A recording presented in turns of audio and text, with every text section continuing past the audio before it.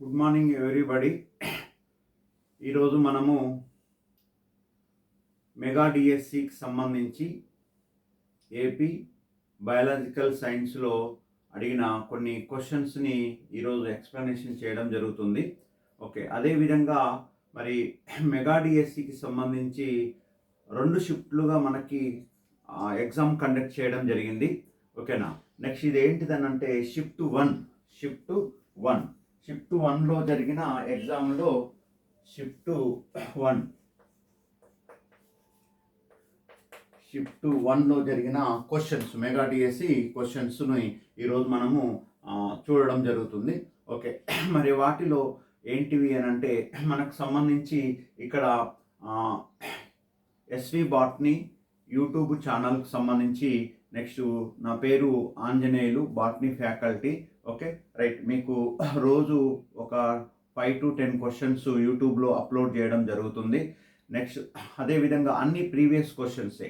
Okay, previous questions, next 2018-19 జరిగిన DSC questions, తెలంగాణలో జరిగిన డిఎస్సి క్వశ్చన్స్, అదేవిధంగా ఏపీలో జరిగిన డిఎస్సి క్వశ్చన్స్, ఇవి మాత్రము మెగా డిఎస్సిలో జరిగిన ప్రీవియస్ క్వశ్చన్స్ ఈరోజు నెక్స్ట్ వివరించడం జరుగుతుంది. ఓకే, మీకు దీనిలో 5 క్వశ్చన్స్ ఉన్నవి. అవి ఏంటి అని అంటే, ఒకటి, నాలికా పుంజాలు వలయంలాగా అమరి ఉండడం దీని లక్షణము. నాలికా పుంజాలు వలయంలాగా అమరి ఉండడం దీని లక్షణం అంటున్నాడు. ఇంగ్లీష్లో తీసుకున్నట్లయితే the ring arrangement of the vascular bundle is characteristics. Okay, ring arrangement అంటే ఏమని చెప్తామనంటే, నాలికా పుంజాలు అనేటివి ఇట్లా నాలికా పుంజాలు అనేటివి ఇట్లా ఒక వలయం లోపల అమరి ఉండడం జరుగుతుంది. ఓకే, వలయం అంటే ఇదొక నాలికా పుంజము, నెక్స్ట్ ఇదొక నాలికా పుంజము, ఇట్లా అనేక నాలికా పుంజాలు ఉంటవి. ఓకే, ఇట్లా ఒక 20 వరకు నాలికా పుంజాలు ఉంటవి. నెక్స్ట్ ఈ నాలికా పుంజాలు అనేటివి ఒక నిర్దిష్టమైన వలయంలో ఉండడము అనేది ఏ మొక్కల లక్షణము అంటున్నాడు. ఓకేనా, అది ఇక్కడ ఇచ్చిన ఆప్షన్ లోపల ఏమిచ్చిండు, ఏకదళ బీజ కాండం ఇచ్చిండు.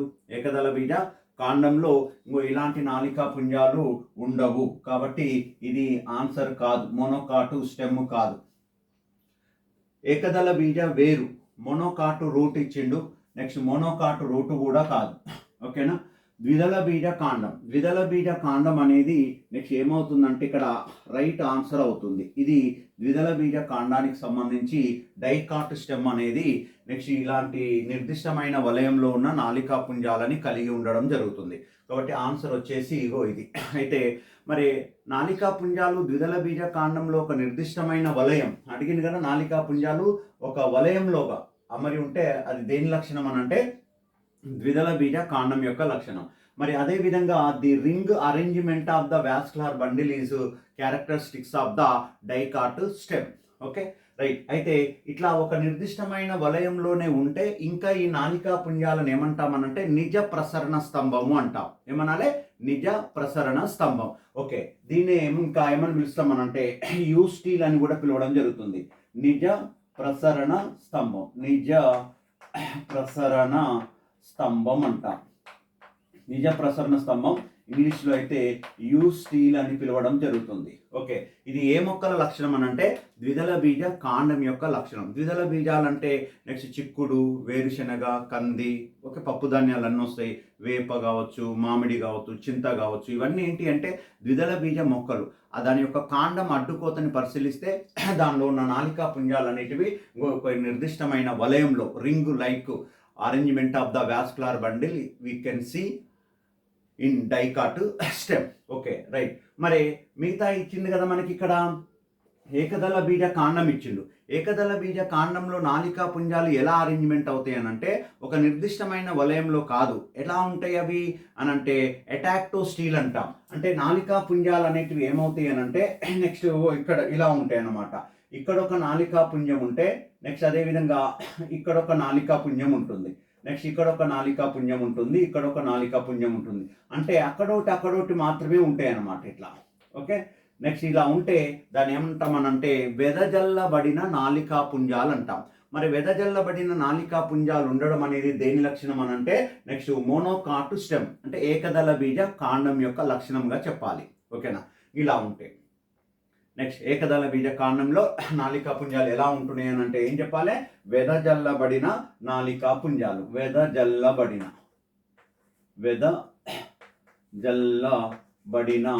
నాళికా పుంజాలు. ఓకే, వీటిని ఏమని పిలుస్తామనంటే ఇంకా ఎటాక్టోస్టీల్ అంటాం. ఓకే రైట్, ఇది నెక్స్ట్. మరి ఇంకా వేరు కూడా ఇచ్చిండు కదా మనకి, ఏకదళ బీజ వేరు ఇచ్చిండు, ద్విదళ బీజ వేరు ఇచ్చిండు. మరి ఏకదళ బీజ వేరు ద్విదళ బీజ వేరులో నాళికా పుంజాలు ఎలా ఉంటాయంటే వ్యాసార్థ నాళికా పుంజాలు అంటాం. వ్యాసార్థ నాళికా పుంజాలు అని అంటే ఏం చెప్తామనంటే దీని లోపల నాళికా పుంజాలు అనేటివి. ఓకేనా, నెక్స్ట్ ఈ విధంగా తీసుకుంటే దీనిలో నాళికా పుంజాలు అనేటివి ఇప్పుడు దీని ఏమంటామనంటే దారు అంటాం. ఓకే, దీని ఏమంటున్నామనంటే దారు అంటాము. ఓకే, ఇలా ఉంటుంది. నెక్స్ట్ అదేవిధంగా దీన్ని దారు అంటాం. ఓకే, ఇక్కడ ఉన్న దీన్ని ఏమంటామనంటే పోషక కణజాలం అంటాం. పోషక కణజాలం, ఇదేమో దారువు. నెక్స్ట్ దారు అంటే జైలం అంటాము. దీని ఏమంటామనంటే పోషక కణజాలం. దీని ఏమంటామనంటే ఫ్లోయం అని పిలవడం జరుగుతుంది. ఓకే, అంటే దారువు పోషక కణజాలం అనేది ఓకే వేరు వేరు వ్యాసార్థాల మీద ఉంటుంది. ఇలా ఉంటే వీటిని ఏమంటామనంటే వ్యాసార్థ నాళికా పుంజాలు అంటాము, రేడియల్ వాస్కులార్ బండిల్ అంటాం. ఓకే రైట్ వ్యాసార్థ నాళికా పుంజాలు వ్యాసార్థ నాళికా పుంజాలు ఉండడం అనేది దేని లక్షణం అనంటే ఏకదళ బీజ వేరులో కనబడుతుంది, ద్విదళ బీజ వేరులో వ్యాసార్థ నాళికా పుంజాలు, radial vascular bundle we can see in monocot root and dicot root. Okay, this is the types of the vascular bundle. ద్విదళ బీజ కాండంలో ఇది ఏంటిది? నాళికా పుంజాలు వలయం లాగా అమరి ఉండడం అంటే యూస్టీల్. ఏకదళ బీజ కాండంలో నాళికా పుంజాలు నెక్స్ట్ ఎలా ఉంటున్నాయి అని అంటే నెక్స్ట్ అవి వెదజల్లబడిన నాళికా పుంజాలు, ఎటాక్టోస్టీల్. నెక్స్ట్ ఏకదళ బీజ వేరు ద్విదళ బీజ వేరులో నాళికా పుంజాలు ఏంటి అని అంటే వ్యాసార్థ నాళికా పుంజాలు. వీటిని ఏమంటామనంటే నెక్స్ట్ రేడియల్ వాస్కులార్ బండిల్ అంటాం. ఓకే, ఇదొక లక్షణం పరంగా తీసుకున్నట్లయితే. ఇంకా వీటిలోనే నాళికా పుంజాల యొక్క టైప్స్ పరంగా తీసుకుంటే ఇలా ఉంటుంది కదా. ఇంకా ఏమంటామనంటే నాళికా పుంజాల పరంగా తీసుకున్నట్లయితే ఈ ద్విదళ బీజ కాండం లోపల నాళికా పుంజాలు ఓకే రైట్ ఎలా ఉంటాయి అని అంటే నెక్స్ట్ ఇప్పుడు ఇదేంటిది అని అంటే నాళికా పుంజం. ఈ నాళికా పుంజంలో దీన్ని ఏమంటామనంటే జైలం అంటాము, దీన్ని ప్లోయం అంటాం. ఈ జైలంకి ప్లోయంకి మధ్యలో ఏముంటున్నాయి అని అంటే నెక్స్ట్ విభాజ్య కణావళి ఉంటుంది. విభాజ్య కణావళి అంటే దీన్నే కేంబియం అంటాం. ఏమనాలి? దీన్ని కేంబియం అంటాం. ఓకే, మరి కేంబియం ఉండడం అనేది ఏ మొక్కలలో కనబడుతుంది మనకు అని అంటే నెక్స్ట్ ఇలా ఉంటే నాళికా పుంజాలను ఏమంటాం అనంటే వివృత నాళికా పుంజాలు అంటాం. వివృత నాళికా పుంజాలు. ఓకే, ఈ వివృత నాళికా పుంజాలనే ఏమని పిలుస్తామనంటే ఓపెన్ వాస్కులార్ బండిల్ అంటాం.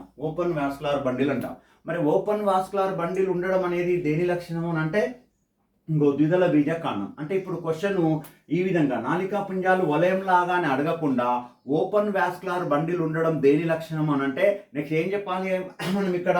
నెక్స్ట్ ద్విదళ బీజ కాండం చెప్పాలి. మరి ఇంకా ఏకదళ బీజ కాండం కూడా ఉంది కదా. ఏకదళ బీజ కాండంలో కూడా నెక్స్ట్ ఏముంటున్నాయి అని అంటే వివృత నాళికా పుంజాలే ఉంటాయి, ఓపెన్ వాస్కులార్ బండిల్ ఉంటాయి. మరి ఓపెన్ వాస్కులార్ బండిల్ అంటే ఏం చెప్పాలి? In between the xylem and phloem cambium is present, it is called open vascular bundle. Okay, open vascular bundle అనేది ఎక్కడ కనపడుతుంది? Dicot stem, next monocot stem character అన్నమాట. ఏంటిది? ఓపెన్ వాస్కులార్ బండిల్ లేదా వివృత నాళికా పుంజాలు ఉండడం అనేది. నెక్స్ట్ అదేవిధంగా అలా కాకుండా ఇట్లా దారువు పోషక కణజాలం ఉండి దాని మధ్యలో విభాజ్య కణావళి లేకపోతే, ఇలా విభాజ్య కణావళి లేకపోతే దాన్ని ఏమంటామనంటే సంవృత నాళికా పుంజాలు అంటాం. సంవృత నాళికా పుంజాలు అంటాం.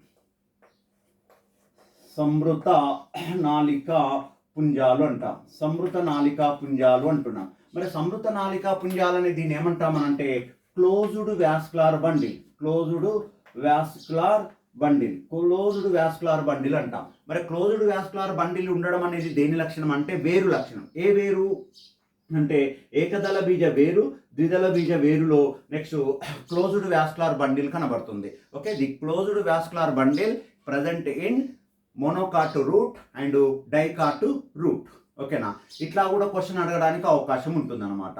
Okay, open vascular bundle we can see which type of the plants, next closed vascular bundle can present which type of the plants అని అడుగుతుంటాడు. అలాంటి క్వశ్చన్స్ అడిగినప్పుడు గుర్తుపెట్టుకోవాలి ఇవి. ఓకే రైట్, ఇవి ఏంటివి అని అంటే నెక్స్ట్ ఫస్ట్ క్వశ్చన్కి సంబంధించింది. ఇక తర్వాత సెకండ్ క్వశ్చన్ ఏంటంటే ఈ ప్రక్రియలో జీవద్రవ్య రాశి ఏర్పడుతుంది, ఈ ప్రక్రియలో జీవద్రవ్య రాశి ఏర్పడుతుంది అంటున్నాడు. ఓకే, జీవద్రవ్య రాశి ఏర్పడుతుంది అని అంటే దీన్ని ఏమంటామనంటే next biomass is generated which type of the metabolic process means year. జీవద్రవ్య రాశి అంటే సపోజ్ ఇప్పుడు నెక్స్ట్ మొక్కలు కిరణజన్య సంయోగక్రియ జరుపుకున్నప్పుడు పిండి పదార్థాలు స్టార్చ్ ప్రొడ్యూస్ అవుతుంది. మరి ఆ స్టార్చ్ ప్రొడ్యూస్ కావడం అనేది నెక్స్ట్ ఏంటిది అని అంటే నెక్స్ట్ ఒక జీవద్రవ్య రాశి అంటున్నాం. మరి ఆ జీవద్రవ్య రాశి ఉత్పత్తి కావడం, ఓకే, బయోమాస్ ఈజ్ జనరేటెడ్ అనే క్వశ్చన్ అడుగుతుండు. మరి ఏమి ఇచ్చిండు ఇక్కడ మనకి? శ్వాసక్రియ ఇచ్చిండు. శ్వాసక్రియలో జీవద్రవ్య రాశి ప్రొడ్యూస్ కాదు, జీవద్రవ్య రాశి వినియోగం జరుగుతుంది. నెక్స్ట్ ఏమి ఇచ్చిండు? ఫోటోసింథసిస్ ఇచ్చిండు, అంటే కిరణజన్య సంయోగ క్రియ ఇచ్చిండు. మరి కిరణజన్య సంయోగ క్రియ అనేది ఆన్సర్ అవుతుంది దీనికి, కిరణజన్య సంయోగ క్రియ. Okay, photosynthesis is the answer. దేనికి? జీవద్రవ్య రాశి ప్రొడ్యూస్ కావడం అనేది ఏ జీవక్రియలో జరుగుతుంది అని అంటే కిరణజన్య సంయోగ క్రియలో జరుగుతుంది. జీవద్రవ్య రాశి వినియోగం జరగడం అనేది ఎక్కడ అనంటే శ్వాసక్రియ. నెక్స్ట్ ఇంకోటి ఇచ్చిండు మనకి ఇక్కడ, ఏమిచ్చిండు? బాష్పోత్సేకం ఇచ్చిండు. బాష్పోత్సేకం అంటే పత్రరంధ్రాల ద్వారా నీరు ఆవిరైపోయే ప్రక్రియని బాష్పోత్సేకం, దీన్ని ట్రాన్స్పిరేషన్ అంటాం. The water evaporation through the stomata it is called transpiration. Okay, ప్రత్యుత్పత్తి రిప్రొడక్షన్ అంటే సంయోగ బీజాలు ఏర్పడము, సంయోగం జరగడము, దాన్ని ఫలదీకరణ అంటాము, దాన్ని ప్రత్యుత్పత్తిగా పరిగణించడం జరుగుతుంది. ఓకే రైట్, ఇది ఏంటిదంటే జీవద్రవ్య రాశి ఏర్పడుతుంది. ఓకే, ఎగ్జాంపుల్ క్వశ్చన్ ఏంటిది? ఆన్సర్ ఏంటి దీనికి? కిరణజన్య సంయోగ క్రియ. ఓకే రైట్, అదేవిధంగా కాంతి వ్యవస్థ 1 నుండి తొలగించబడిన ఎలక్ట్రాన్లు తిరిగి దీని ద్వారా చేర్చబడతాయి. ఓకే, కాంతి వ్యవస్థ అంటే the electrons that are removed from photosystem 1 are replaced by, అంటే కాంతి వ్యవస్థ 1 నుంచి తొలగించబడిన ఎలక్ట్రాన్లు మళ్ళా తిరిగి కాంతి వ్యవస్థ 1ను చేరుతాయా మరి 2ని చేరుతాయా అని ఇవ్వలేదు అక్కడ యాక్చువల్గా. రైట్, అయితే ఉన్న దానిలో దీనికి ఈ క్వశ్చన్ అనేది యాక్చువల్గా ఏంటిది అని అంటే నెక్స్ట్ దీనిలో మనకు ఫస్ట్ కీలో ఏం చేసిండు అని అంటే దీనికి ఆన్సర్ వచ్చేసి ఏం చేసిండు అని అంటే ఇంకో PS2 ఇచ్చిండు. ఓకే, PS2 అవుతుంది, ఎందుకంటే కాంతి వ్యవస్థ 1లో ఎలక్ట్రాన్ల లోటు ఏర్పడితే అది దేని ద్వారా భర్తీ అవుతుంది అంటే PS2 ద్వారా భర్తీ అవుతుంది. అది ఎక్కడ? అచక్రీయ కాంతి ఫాస్ఫారిలేషన్లో. ఎక్కడ అనంటే ఏం చెప్పాలి? అది అచక్రీయ కాంతి ఫాస్ఫారిలేషన్లో.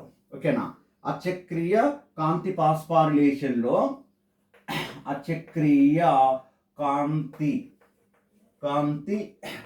ఫాస్ఫారిలేషన్, అచక్రీయ కాంతి ఫాస్ఫారిలేషన్లో దీనిలో ఏముంటాయి అని అంటే PS1 ఉంటుంది,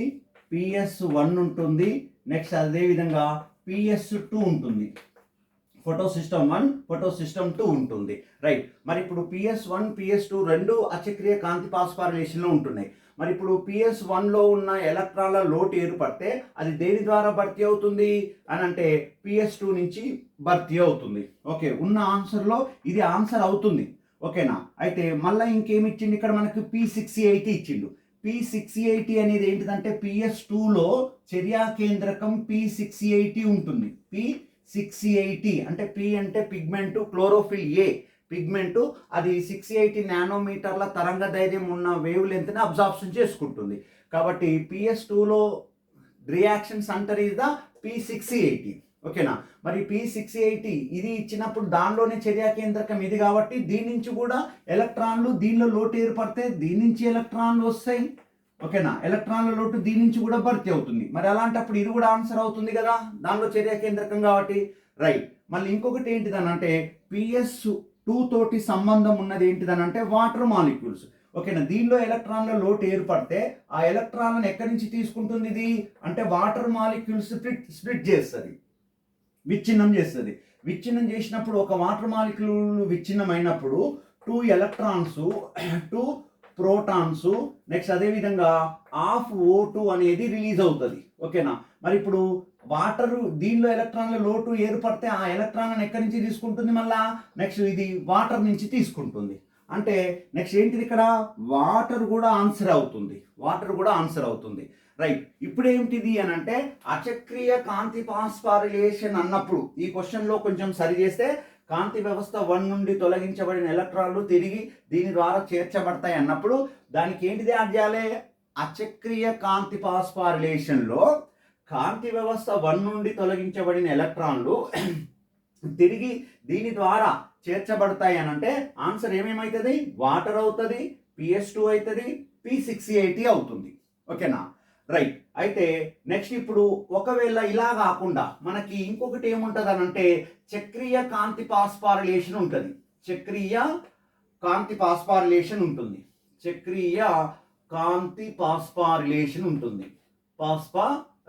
ఉంటుంది. ఓకేనా. దీన్నే సైక్లిక్ ఫోటోఫాస్ఫోరిలేషన్ అంటాము.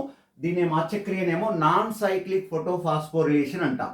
మరి చక్రీయ కాంతి ఫాస్ఫారిలేషన్లో ఏమవుతుంది అని అంటే దీనిలో ఒకటే ఏంటిది PS1 ఒకటే పాల్గొంటుంది. PS1 ఫోటో సిస్టమ్ 1 మాత్రమే పాల్గొంటుంది. ఇప్పుడు దీని లోపల PS1 లోపల ఎలక్ట్రాన్ల లోటు ఏర్పడితే మళ్ళీ తిరిగి ఈ చక్రీయ కాంతి ఫాస్ఫోరిలేషన్లో ఎలక్ట్రాన్లు దేని నుంచి భర్తీ చేస్తాయి అని అంటే PS1 నుంచే మళ్ళీ భర్తీ చేయడం జరుగుతుంది అనమాట. అంటే PS1 నుంచి వివిధ ఎలక్ట్రాన్ వాహకాల ద్వారా ఎలక్ట్రాన్లు రవాణా జరిగి చివరికి PS1 చేరుతాయి. ఓకేనా. PS1 చేరుతాయి. దీనిలో చర్యా కేంద్రకం ఏముంటుంది అంటే P700 ఉంటుంది. ఓకేనా. PS1లో చర్యా కేంద్రకం P700 ఉంటుంది. రైట్. ఒకవేళ కనుక ఈ క్వశ్చన్లో కనుక చక్రీయ కాంతి ఫాస్ఫారిలేషన్లో కాంతి వ్యవస్థ 1 నుండి తొలగించబడిన ఎలక్ట్రాన్లు దీని ద్వారా భర్తీ చేయబడతాయి అని అంటే అప్పుడు P700 ఆన్సర్ అవుతుంది. ఎందుకంటే PS1లో చర్యా కేంద్రకం P700 కాబట్టి దాని నుంచి విడుదలైన ఎలక్ట్రాన్లు వివిధ ఎలక్ట్రాన్ వాహకాల ద్వారా తిరిగి మళ్ళీ PS1లో ఉన్న P700ని చేరుతాయి అన్నమాట. ఎప్పుడు చక్రీయ కాంతి ఫాస్ఫారిలేషన్. ఇప్పుడు క్వశ్చన్ ఇక్కడ రాంగ్ ఉన్నది. ఓకే. కాబట్టి నెక్స్ట్ ఏమవుతుంది అని అంటే దీనికి చివరి ఫైనల్ కీలో ఫస్ట్ ప్రైమరీ కీలోనేమో ఈ క్వశ్చన్కి ఆన్సర్ PS2 ఇచ్చిండు. ఫైనల్ కీలో ఏం చేసిందని అంటే P700 ఇచ్చిండు, వాటర్ ఇచ్చిండు, PS2 ఇచ్చిండు, P680 ఇచ్చిండు, అన్నీ ఇచ్చిండు. ఒకవేళ ఎప్పుడు కరెక్ట్ అయ్యేది ఈ క్వశ్చన్ అని అంటే ఇక్కడ ఏంటిది చక్రీయ కాంతి ఫాస్ఫారిలేషన్లో కాంతి వ్యవస్థ 1 నుండి తొలగించబడిన ఎలక్ట్రాన్లు తిరిగి దీని ద్వారా చేర్చబడతాయని ఇచ్చినప్పుడు ఆన్సర్ ఏమవుతుంది అప్పుడు అని అంటే ఇది ఆన్సర్ అవుతుంది. చక్రీయ అని మెన్షన్ చేయాలి. యాక్చువల్గా అది ఇవ్వబోయి నెక్స్ట్ ఇట్లా ఇచ్చినట్టు నాకు తెలిసి. ఓకేనా. కాబట్టి చక్రీయ కాంతి ఫాస్ఫోరిలేషన్ ఓకే సైక్లిక్ ఫోటోఫాస్ఫోరిలేషన్లో the electrons are replaced from the photo system 1 are replaced by the P700. ఓకేనా. రైట్. కాబట్టి కొద్దిగా జాగ్రత్తగా చూడండి. ఇదంతా మనకి కిరణజన్య సంయోగ క్రియలో నెక్స్ట్ కాంతి వ్యవస్థలో చక్రీయ కాంతి ఫాస్ఫోరిలేషన్ అచక్రీయ కాంతి ఫాస్ఫోరిలేషన్ ఇట్లా వచ్చేస్తాయి అనమాట. దాని మొత్తం డీటెయిల్స్ చదివితే ఈ బిట్ చేయగలుగుతారు. అవగాహన మీద క్వశ్చన్ కిరణజన్య సంయోగ క్రియ నుంచి. రైట్. నెక్స్ట్ ఇంకొకటి ఏంటిది దీనిలో మనకు అని అంటే ఐడెంటిఫై కరెక్ట్ పేర్స్ ఇచ్చిండు. Identify the correct pairs. Okay. Identify correct pairs అంటే లూయిస్ ప్యాచర్ స్మాల్ ఫాక్స్ అన్నాడు. స్మాల్ ఫాక్స్ అంటే మసూచి వ్యాధి అంటాం. అంటే లూయిస్ ప్యాచరు స్మాల్ ఫాక్స్ వ్యాధిని కనుగొనలేదు. యాక్చువల్గా లూయిస్ ప్యాచర్ ఏం చేసిండు కిన్వనా అని కనుగొన్నాడు. స్మాల్ ఫాక్స్ వ్యాధికి వ్యాక్సిన్ కనుగొన్నది ఎవరు ఎడ్వర్డ్ జెన్నర్. ఓకేనా. అంటే ఎడ్వర్డ్ జెన్నర్ సి కింద ఇచ్చిండు చూడండి. సి కింద ఏం చేసిండు Edward Jenner discover the fermentation అని ఇచ్చిండు. యాక్చువల్గా ఫర్మెంటేషన్ ని కనుగొన్నది ఎవరు లూయిస్ ప్యాచర్. అంటే లూయిస్ ప్యాచర్ స్మాల్ ఫాక్స్ అని ఇచ్చిండు కాబట్టి ఇది తప్పు. ఓకే. కరెక్ట్ పేర్స్ ఏంటి అన్నాడు ఏ. నెక్స్ట్ బి ఏంటిది Alexander Fleming. Alexander Fleming next ఏం చేసిండు, పెన్సిలిన్ ని కనుగొన్నాడు. Alexander Fleming is discovered the penicillin. Okay, B కరెక్టే. నెక్స్ట్ అదే విధంగా సి ఏం చేసిండు, ఎడ్వర్డ్ జెన్నర్ ఫర్మెంటేషన్ అన్నాడు కాబట్టి ఇది తప్పు. నెక్స్ట్ అదే విధంగా రాబర్ట్ కోచ్ బ్యాసిల్లస్ ఆంథ్రాసిస్ అనే బ్యాక్టీరియాని కనుగొన్నాడు. దాని వల్లనే వచ్చే డిసీజ్ ఏంటిదనంటే నెక్స్ట్ డిసీజ్ ఏంటంటే యాంథ్రాక్స్ వ్యాధి, పశువులకి గొర్రెలకు యాంథ్రాక్స్ వ్యాధిని కలగజేస్తుంది. The bacillus anthracis bacteria is caused the disease anthrax disease in cow and sheep. Okay right, పశువులలోను గొర్రెలలోను యాంథ్రాక్స్ వ్యాధిని కలగజేసేది బ్యాసిల్లస్ ఆంథ్రాసిస్. దీనికి కనుగొన్నది రాబర్ట్ కోచ్ సైంటిస్ట్. అంటే డి కరెక్ట్. అంటే మనకున్న దానిలో ఏంటిది అని అంటే ఆప్షన్లో బి, నెక్స్ట్ అదే విధంగా డి అనేది ఆన్సర్ అవుతుంది. ఓకేనా, బి అండ్ డి. బి ఏంటిది, Alexander Fleming penicillin discovered, correct. D ఏంటిది, Robert Koch discovered the bacillus anthracis bacteria. ఇక్కడ ఏసీలు ఏంటివి, Louis Pasteur discovered the small pox అన్నాడు, తప్పు. Next Edward Jenner discovered the fermentation అన్నాడు, తప్పు. కాబట్టి దీనిలో మనకున్న ఆన్సర్ ఏంటిదని అంటే నెక్స్ట్ ఇంకో బి, డి. అంటే ఇక్కడ ఏం చేసిండు ఇతను, మిమ్మల్ని కన్ఫ్యూజ్ చేసిండు. లూయిస్ ప్యాస్చర్ ఫర్మెంటేషన్ అది దేని కింద ఇచ్చిండు, ఎడ్వర్డ్ జెన్నర్ కింద ఇచ్చిండు. ఎడ్వర్డ్ జెన్నర్ ఏం కనుగొన్నాడు, స్మాల్ పాక్స్ వ్యాధికి, ఓకే మసూచి వ్యాధికి వ్యాక్సిన్ కనుగొన్నాడు. అది రివర్స్లో ఇచ్చిండు అనమాట. కాబట్టి బీడీలు అనేటివి కరెక్ట్ అవుతాయి. అంటే ఇది ఎక్కడి నుంచి వచ్చింది, సూక్ష్మజీవ ప్రపంచం, సూక్ష్మజీవ శాస్త్రం నుంచి ఈ బిట్ రావడం జరిగింది. మరి సూక్ష్మజీవ శాస్త్రం అనేది ఎక్కడ ఉంది అని అంటే నెక్స్ట్ 8th క్లాస్లో ఉన్నది. నెక్స్ట్ ఇంకా ఎక్కడ ఉంటుంది అని అంటే మనకి ఇంటర్మీడియట్ సెకండ్ ఇయర్లో కూడా ఉంటుంది. ఓకేనా, బ్యాక్టీరియా వైరస్. ఓకే రైట్, ఇది ఏంటిదనంటే 4th question, identify the correct pair. ఓకేనా, కరెక్ట్ జతని గుర్తించండి అంటున్నాడు. Okay, B Alexander Fleming discovered the penicillin and Robert Koch discovered the Bacillus anthracis. BD is the correct answer. 4th question కి BD లు answer అవుతున్నాయి. Right, ఇంకా మనకి ఏంటిది అని అంటే next 5th question, Maytas means, Maytas అంటే అర్థం ఏంటిదని అడుగుతున్నాడు. మైటాస్ అంటే ఏంటిది, అది మనకి డివిజన్ వస్తాయి. ఓకేనా, మైటాటిక్ డివిజను, మియాటిక్ డివిజన్ అని వస్తుంది, సమ విభజన, క్షయకరణ విభజన అని వస్తుంది. ఓకేనా, ఈ సమ విభజనని ఇంగ్లీష్లో ఏమంటామంటే మైటాసిస్ అంట. ఆ మైటాసిస్ అనేది దానికి మీనింగ్ ఏంటిది అంటున్నాడు.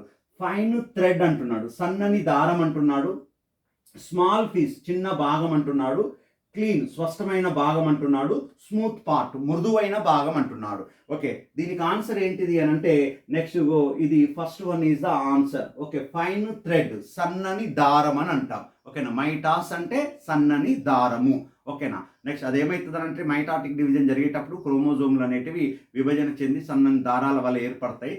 దాన్ని ఏమంటామనంటే మైటాస్. ఆ మైటాస్ అనే పదం నుంచి మైటాసిస్ రావడం జరిగింది అనమాట.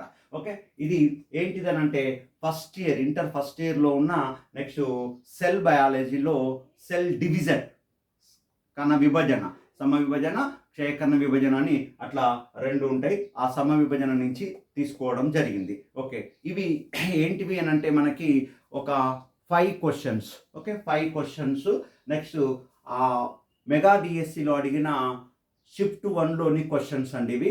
ఓకేనా, నెక్స్ట్ మీకు ఈ క్వశ్చన్స్ నచ్చినట్లయితే మన SV botany YouTube channel, okay SV botany YouTube ఛానల్ని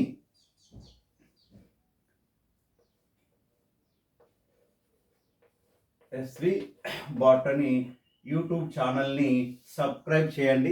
ఇంకా మీకు నచ్చితే మీ ఫ్రెండ్స్కి షేర్ చేయండి. ఓకేనా, ఒక లైక్ చేయండి. ఓకే, డైలీ మనకు యూట్యూబ్ లోపల ఒక 5 to 10 క్వశ్చన్స్ మీకు ఎక్స్ప్లెనేషన్ చేయడం జరుగుతుంది.